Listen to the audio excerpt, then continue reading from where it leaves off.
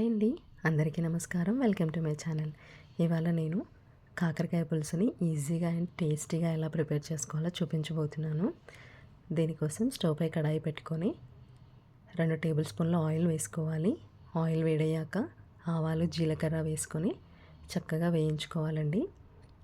ఇవి పూర్తిగా వేగిపోయాక ఇప్పుడు ఇందులోకి ఉల్లిపాయలు వేసుకుంటున్నాను. ఇక్కడ నేను మీడియం సైజ్ ఉల్లిపాయని ఇలా చిన్న ముక్కలుగా కట్ చేసి వేసుకుంటున్నాను. అలాగే ఇందులోకి కొద్దిగా కరివేపాకు కూడా వేసి ఈ ఉల్లిపాయలు అనేవి లైట్ బ్రౌన్ కలర్ వచ్చే వరకు ఇలా మధ్య మధ్యలో కలుపుకుంటూ వేయించుకోవాలి.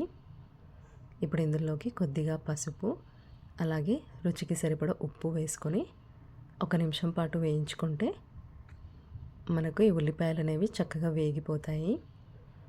ఇప్పుడు ఇందులోకి 1/2 టీ స్పూన్ అల్లం వెల్లుల్లి పేస్ట్ వేసుకుంటున్నాను. అలాగే కాకరకాయల్ని పైన తొక్క తీసేసి ఇలా చిన్న ముక్కలుగా కట్ చేసి వేసుకుంటున్నానండి. ఇక్కడ నేను 3 కాకరకాయలను తీసుకున్నాను.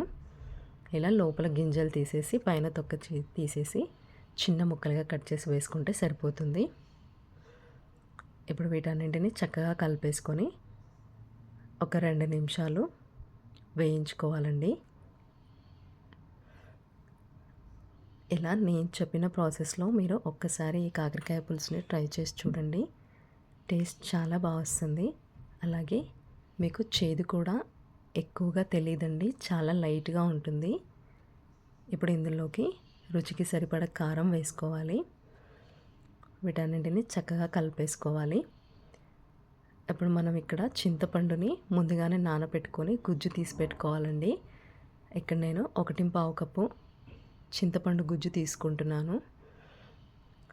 ఇప్పుడు ఇందులోకి 1 టీ స్పూన్ ధనియా పౌడర్ వేసుకొని ముందుగానే మనం రెడీ చేసి పెట్టుకున్న చింతపండు గుజ్జు కూడా ఇందులో వేసుకోవాలి.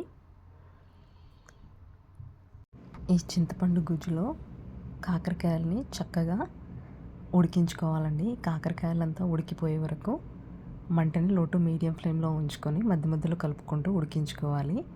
ఇప్పుడు ఇందులోకి నేను 1 టేబుల్ స్పూన్ బెల్లం వేసుకుంటున్నానండి.